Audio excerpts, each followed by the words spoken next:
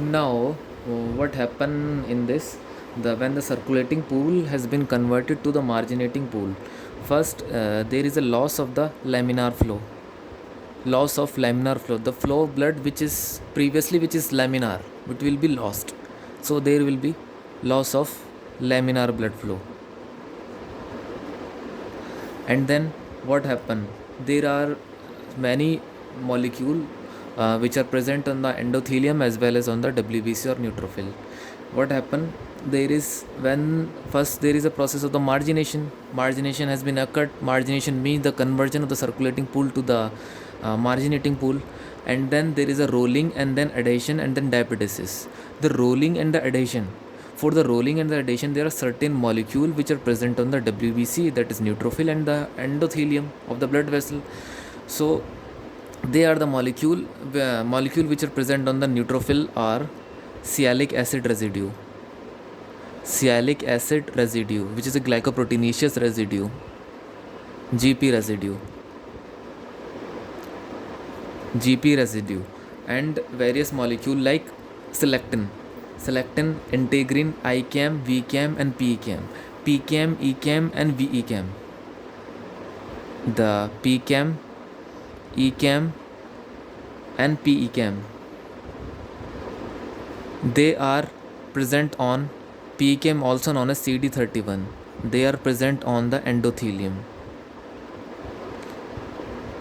I will talk about what are the function of these. And on the neutrophil, there are sialic acid residue which help in the rolling and then adhesion. And then there are certain substances, that is selectin. Selectin, it helps in rolling. The process of the rolling of the WBC or neutrophil. So what happened? This sialic acid residue which are present on the neutrophil, it helps in attachment. It helps in attachment, rolling and adhesion on the endothelium. So this is the molecule. They are the molecule of ICAM, VCAM and PECAM. CAM means cell adhesion molecule, cell adhesion molecule, cell adhesion. I means interstitial vascular, and PECAM, which is also known as CD31. So what happen? There will be adhesion. Adhesion first rolling. Rolling will be mediated by selectin and integrin. Selectin and integrin. And then what happen after the rolling? There will be adhesion. Here the adhesion is been occurring. This is the receptor of ICAM or VCAM or PCAM, and this is the neutrophil. Neutrophil is attaching or adhering, which means it is sticking on the surface of the endothelium with the help of this receptor, which may be ICAM, VCAM or PCAM. And then what happen? What happen is there will be activation of neutrophil. The neutrophil activation will lead to the release of various substances. One of the substances is collagenase. Why collagenase has been released from the neutrophil? Because the vessel have basement membrane. To disrupt the basement membrane and to reach the site of infection where the actual tissue damage has been occurring, or in order to remove this offending agent, neutrophil have to erode the basement membrane. In the basement membrane, one of the major component and strong component will be collagen. So there will be release of collagenase. So there will be release of collagenase which will disrupt the type 4 collagen. Type 4 collagen is specifically present in the basement membrane. And then there will be the perforation of the basement membrane. Perforation of basement membrane. So basement membrane will be disrupted. Then it will reach. Then this process. Then the turn of the diapetesis. Then there is a turn of the diapetesis. Then diapetesis, what does it mean? Diapetesis, it means the process of the reaching of the neutrophil to the site of the injury. This is the meaning of the diapetesis. Diapetesis is also known as transmigration, which means it is reaching from the vessel to the site of the tissue injury.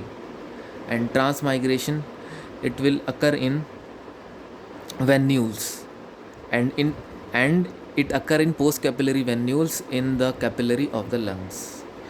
And then there is a process of diapetesis has been occurred, and then the process of the chemotaxis.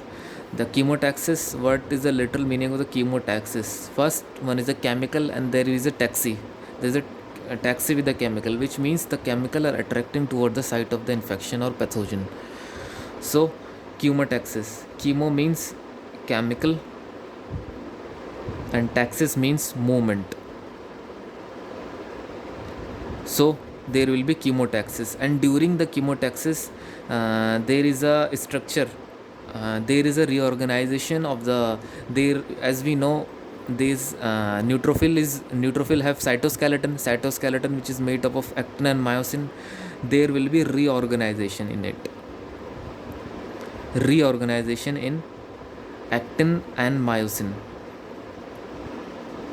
reorganization in actin and myosin, which will lead to the extension of phylopodium. Phylopodium, it is a structure. Let us suppose this is a neutrophil, and this is a pathogen. Then neutrophil, it will extend its membrane. Then this is the structure of the phylopodium. It occurred with the reorganization of the actin and myosin filament. And the chemotaxis, it will be mediated by the various chemicals. The example are interleukin 1, tumor necrotic factor alpha, C5a. C5a is a part of the complement protein. Complement protein is a type of the plasma protein. It has several components starting from the C1 to C9. C5a, it will help in the chemotaxis. And LTB4 is a leukotriene B4. It is formed from the arachidonic acid metabolism. And there are two paths for arachidonic acid, cyclooxygenase and lipoxygenase. And then various chemokines are, one of them is IL-8, eotaxin, MCP1 and MIP1. There's interleukin 8, eotaxin, MCP1 and MIP1. Chemokines, they are released, they are specific, they are cell specific, which mean different phagocytic cell will release different type of chemical in various responses. And then there is a after the chemotaxis, there is a process of the opsonization. Opsonization means the process by which pathogen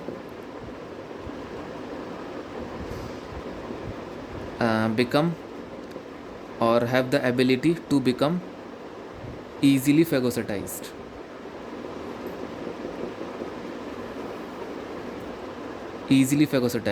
So therefore we have to coat the pathogen with some chemical. Those chemical are known as opsonins. Those opsonins are C3A and some other metabolites of arachidonic acid metabolite. And then there are various compiling the events which are vascular event. The compiling of vascular event will be, there will be three processes. There will be transient vasoconstriction, and then there will be vasodilation, and then there will be increase in vascular permeability. The vasoconstriction, transient vasoconstriction, it is a transient, which means it occur for a very short duration of the time. Therefore it is transient, and it is mediated by the axonal reflex. And there is no much more bigger role in of this transient vasoconstriction in the inflammation process of the inflammation. Axonal reflex, mediated by axonal reflex. And then there will be vasodilation. The vasodilation will be mediated by the various chemicals. The vasodilation, the chemical which help in the vasodilation are PGE2, D2 and I2. PGE2, D2 and I2. These are the prostaglandin E2, D2 and I2. Prostaglandin, they are the metabolites of the arachidonic acid metabolism. And there is nitrous oxide, and there is histamine, bradykinin and platelet aggregation factor. Nitrous oxide are also released from the endothelium. It is a potent vasodilator. And then There is a histamine release. Histamine is also released from the mast cell. It also helps in the degranulation of the mast cell, and it also helps in the vasodilation. And then there is a bradykinin. Bradykinin will be formed from the lysyl bradykinin, which is a precursor of it, and it is also help in the vasodilation. And then platelet aggregation factor, which is a derivative of the arachidonic acid metabolite. And then there is a process of increase in vascular permeability. Increase in vascular permeability is the most characteristic feature. Which is the most characteristic feature? It is the increase in vascular permeability is the most characteristic feature. While we are talking to the triad of the acute inflammation, in the triad of the acute inflammation, there will be increase in vascular permeability, and there will be vasodilation, and there will be e-migration of WBC. This is the triad or the component of the acute inflammation. So these are the components which are released. These are the components which will lead to the vasodilation, and there is another one process which will lead to the increase in vascular permeability. So what happen when these vasodilator metabolites are released? They will also aggravate the loss of laminar flow. Loss of laminar flow. What will happen by this loss of laminar flow? Let us suppose this is a vessel. From the vessel, in the center there is a circulating, and at the margin of it there is a marginating pool. So there will be conversion of the circulating pool to the marginating pool. So there will be more conversion of the circulating pool to the marginating pool. Then what happen? Loss of laminar flow. There will be stasis. Stasis means stoppage, or there is a hampering, or there is a stoppage or transient stoppage of the flow of the blood. Then what happen? It will lead to it will help in the margination.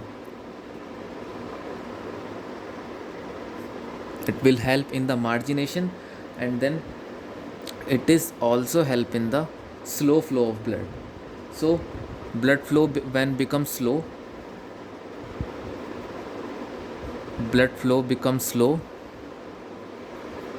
then what happen?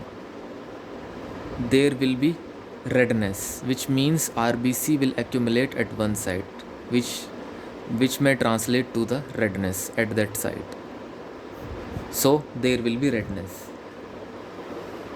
And then in the most characteristic feature, what happened due to this? Due to the increase in the vascular permeability, there will be leakage. Of fluid. From where to where there is leakage of fluid? From the vessel to the site of tissue injury. So there will be leakage of fluid. Leakage of fluid will be more prominent, consist of proteins. There will be edema. So it consists of more protein and cellular component. So this edema is exudative type of edema.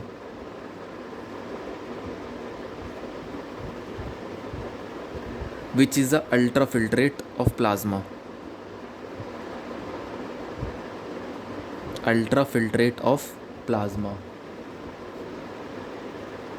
It may further aggravate the redness because there will be hemoconcentration. As we know, liquid component of the blood had been lost, plasma protein and various liquid component in the various component of the plasma protein.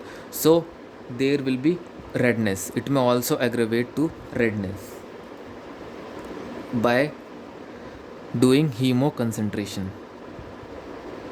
Hemoconcentration means there is a concentration of the RBCs. So there will be hemoconcentration. And then next process is phagocytosis. Phagocytosis